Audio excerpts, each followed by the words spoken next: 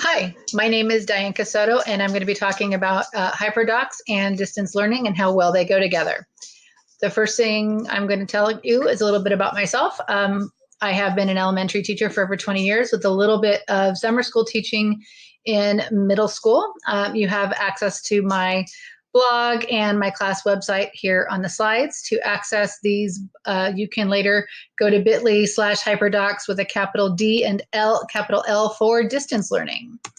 So the first thing we're going to talk about is the movement and the book, the Hyperdoc Handbook by Lisa Highfill, Kelly Hilton, and Sarah Landis. And you can find their Twitter handles right there to ask them lots of questions. These links will also take you to the YouTube channel for Hyperdocs, their website, and the Teachers Give Teachers website, which I love, is currently under a remodel, but you can tag on Twitter the Tees Give Tees website and get more about that.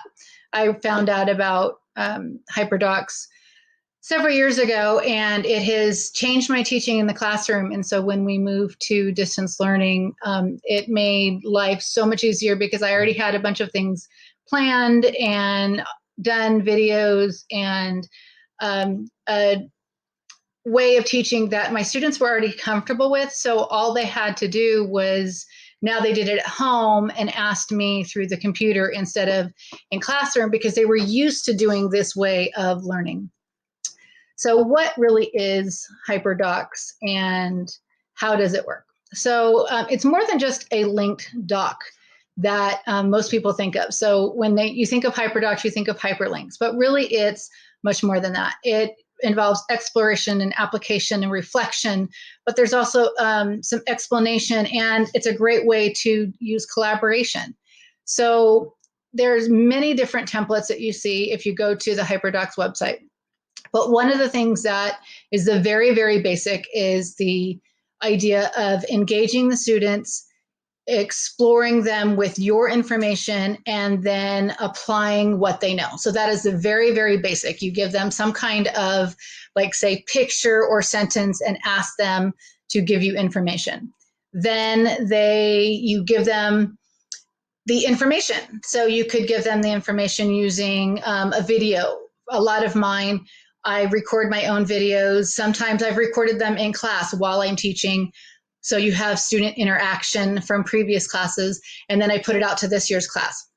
And then they apply it, and you give them some kind of way to show what they know. That's the very basic. But you can also take it a step further, add that reflection piece. Okay, how do you apply this to real life? What do you do with it after you learn it beyond the classroom?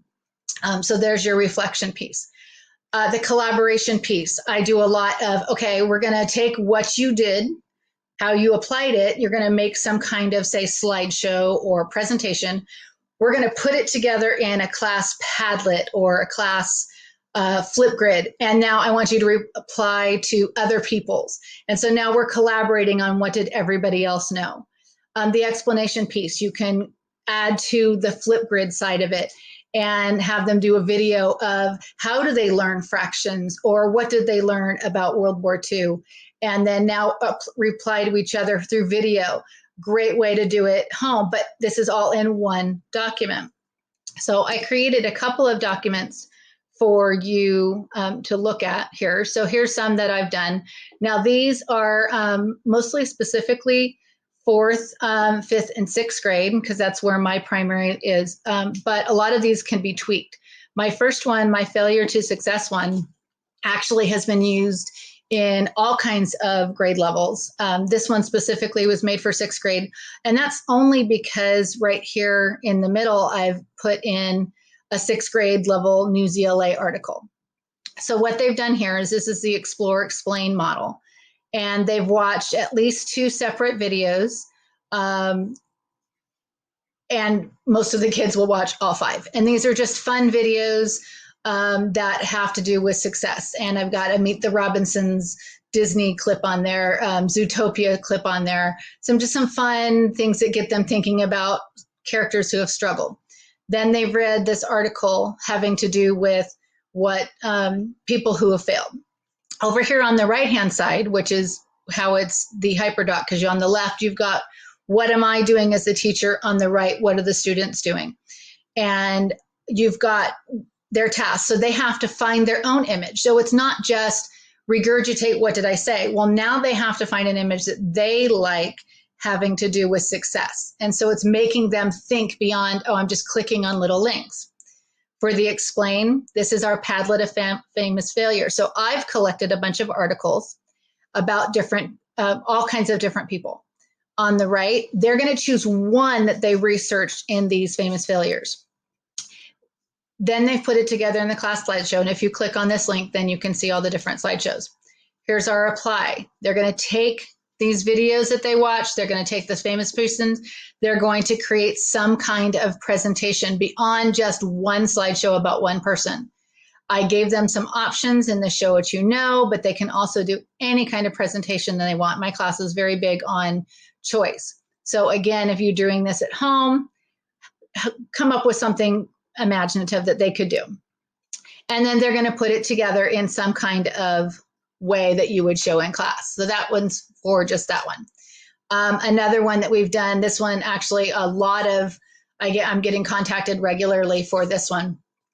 Adding fractions fourth and fifth. This is done in slides instead of done in a document format. So here we just take that same idea of kind of engaging them, how much you use fractions, exploring a little bit of the background knowledge, and then I added a video founded off of YouTube, finding out what's information. Then watching the video of how to add them together. This is something I've recorded previously in class that you could take 5 minutes record of yourself using a whiteboard application. Okay, here is the apply section. I created a Google form, we've put it in there. They're going to write some sentences, do a little bit of reflection on how did they do on that practice. So I've got the practice plus they reflect on it. Here on This Is Your Turn, this is where they've also got a little bit more of that explanation and that apply together. I had them here make their own steps for how do you do it. So here's that explanation. Later on, we had that collaboration part. I added them. I skipped ahead a couple of spaces because I added this had fourth and fifth grade. So it repeated the same steps just with unlike denominators. Collaboration. They were going to share their Google form with a partner, create their own test, and then put their link to their test. They also had to share with me. So I had multiple ways to know, did they understand adding fractions with denominators that were alike and denominators that were unlike? Much more engaging than just doing a Google form. The great thing about this is that this is something, because we did it in class, I could just send this out to my students, and I have. Last week I sent it out. They knew how to do it. It was step by step. The videos are embedded in it. All they had to do was share. Now for this one, because we haven't spent a lot of time doing Google Forms together, what I had them do is, instead of sending it to partners because it's distance learning, I said, okay, if you do a form, send it to me if you know how to do a Google form. And if you don't, just write 5 problems on a piece of paper, take a picture of it, and then send it to me, and make sure you include what the right answer is. Make it a multiple choice question. So I adapted it a little bit because it is for distance learning. I needed that little bit of extra that was there. And so it made it very simple to just tweak it a little bit from what I was already doing in class.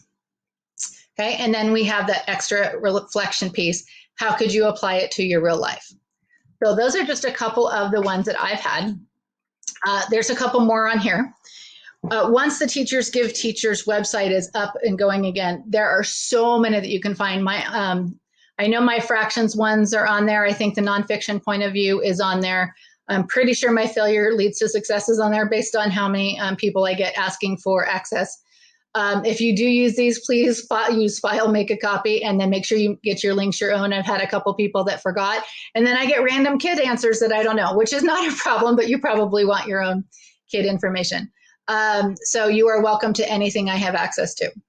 And then the last thing I'm including in here is you have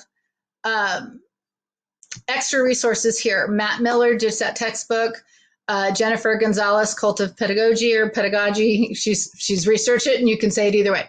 A public Facebook group that is all about Hyperdocs, the Google Teacher Tribe podcast. Sean Fahey is big on Hyperdocs. He has done so many that are on the Teachers Give Teachers that I'm hoping they remodel soon website. And then Casey Bell has some examples for the Wild Robot. A couple years was done ago for the Great Read Aloud. They did some. Sean Fahey was part of it. Carly Mora was another one. So these are some great examples that you can always grab. I have a lot more. I didn't want to put all of mine in here. Please reach out. We're going to put this on the MadPD hashtag on Twitter, and you can ask me. And then my Twitter handle is on there as well, at Forever a Learner. At Forever a Learner, for EVRA Learner, and you can follow me and tweet out as whenever you need. And then again, on that second page, it told you all my ways you can get a hold of me. Once you have one of my ways to get me, I am your resource for life. Thanks, and reach out if you need help. Bye.